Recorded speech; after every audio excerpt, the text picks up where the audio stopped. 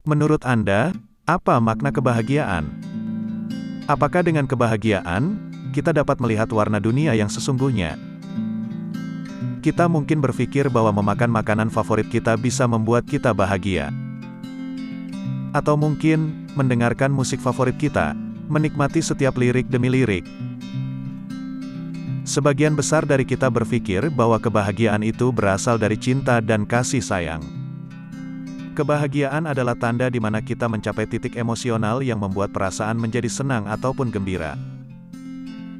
Dapat kita lihat dari kecukupan, hingga kesenangan, cinta, kepuasan, kenikmatan, atau kegembiraan yang intens. Aristoteles, filsuf asal Yunani ini memetakan definisi bahagia ke dalam dua hal, yaitu hedonia dan eudaimonia. Hedonia adalah rasa bahagia yang berakar dari hal menyenangkan. Umumnya, berkaitan dengan perasaan yang muncul saat melakukan hal disukai, menyayangi diri sendiri, mewujudkan impian, dan merasa puas. Sementara itu, eudaimonia adalah berakar dari pencarian tentang makna hidup. Komponen penting dalam hal ini adalah perasaan memiliki tujuan hidup dan nilai. Oleh sebab itu, kaitannya sangat erat dengan pemenuhan tanggung jawab, perhatian terhadap kesejahteraan untuk orang lain, dan menjalani hidup sesuai idealisme. Lantas, kenapa banyak dari kita tidak bahagia? Dan, bagaimana kaitan kebahagiaan dengan masalah sehari-hari kita?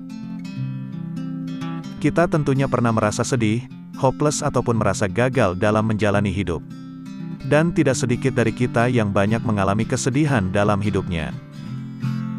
Untuk menjawab itu, kita harus mengetahui apa hal di dalam tubuh kita yang membuat kita bahagia. Dopamin. Dopamin adalah suatu hormon yang dapat membuat kita merasa bahagia, semangat, dan bahkan beradrenalin tinggi. Maka kita akan tahu jika kekurangan hormon dopamin dapat membuat kita bersedih, tidak semangat, atau bahkan tidak memiliki motivasi dalam hidup. Di zaman modern ini, manusia lebih mengenal tingkat kebahagiaan dengan istilah mood. Semakin tinggi kebahagiaan seseorang, maka semakin baik mood orang itu. Dan, semakin tidak bahagianya seseorang, semakin rendah mood yang dialaminya. Kita akan mengalami kesedihan ketika putus cinta dengan pasangan.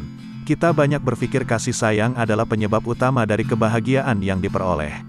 Lalu bagaimana kaitannya dengan masalah sosial?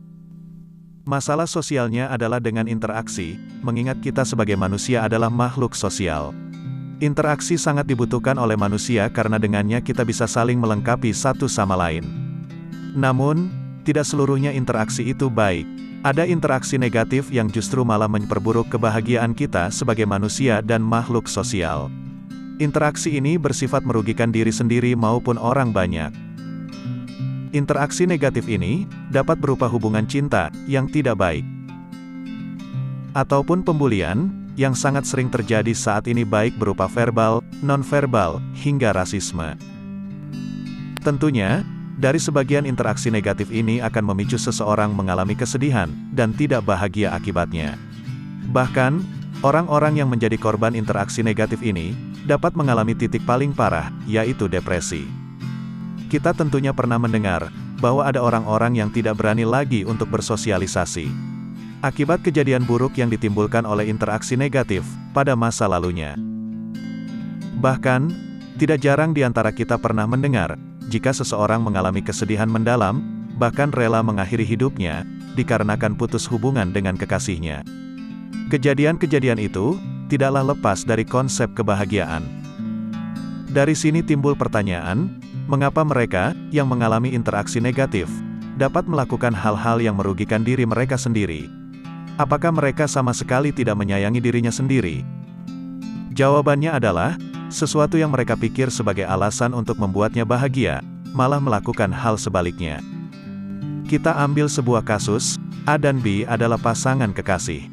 A berpikir jika B akan selalu membuatnya senang dan bahagia. Namun tanpa disadari A, B menjalani hubungan dengan C di belakang A.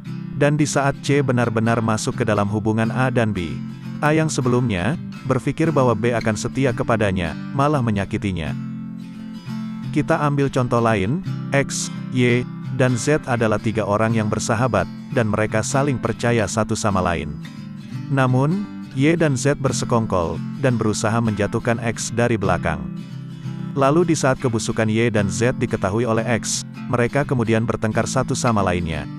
X yang sebelumnya berpikir bahwa teman-temannya tidak akan menyakitinya, malah berbuat hal sebaliknya. Dari dua kasus tersebut, kita dapat menyimpulkan suatu hal, bahwa ekspektasi kita, yang mendorong kita untuk percaya jika semua hal akan terjadi baik-baik saja, akan membuat kita bahagia. Namun, tidak semua hal akan berjalan sesuai ekspektasi kita. Jika kita mengetahui realitas yang sebenarnya, yang tidak sesuai dengan harapan kita, maka disitulah letaknya hal yang membuat kita bersedih.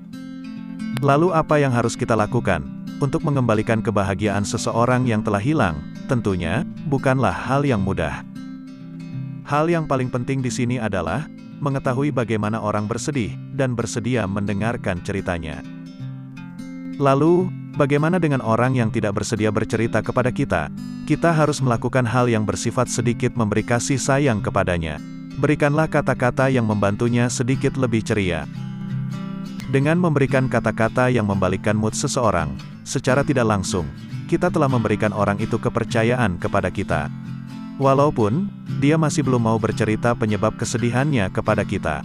Tetapi, ketika kita berada di dekatnya, dia akan merasa lebih baik, karena kita sedikit memberikan semangat verbal di saat dia bersedih. Biasanya, orang yang sulit untuk bercerita tentang kesedihannya, adalah orang yang sangat terpuruk.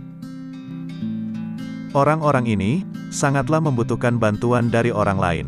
Tidak mudah bagi mereka, untuk menyelesaikan kesedihan mereka sendiri. Namun di sisi lain, orang-orang ini sangat enggan untuk menampakkan dirinya yang bersedih. Biasanya, orang yang terlihat paling bahagia dan ceria di antara yang lainnya, namun, mereka tidak bisa membohongi dirinya di saat mereka sedang sendiri. Untuk itu penting bagi kita untuk berbicara dengan baik, karena setiap perkataan yang keluar dari mulut kita, akan dinilai oleh orang-orang ini. Mereka akan menganggap, orang yang baik dalam berbicara kepadanya sebagai orang yang berharga baginya. Bukanlah suatu kerugian bagi kita untuk menyebarkan kebahagiaan, membantu orang-orang yang bersedih adalah nilai tersendiri bagi kita. Kita yang dalam kondisi keadaan mood tidak baik pun akan ikut senang karena berbagi kebahagiaan. Dunia akan terlihat lebih baik, apabila satu sama lain antara kita merasakan kebahagiaan yang sesungguhnya. Tidak akan ada lagi perpecahan dan pertentangan. Dengan begitu, kesejahteraan yang sesungguhnya akan diperoleh.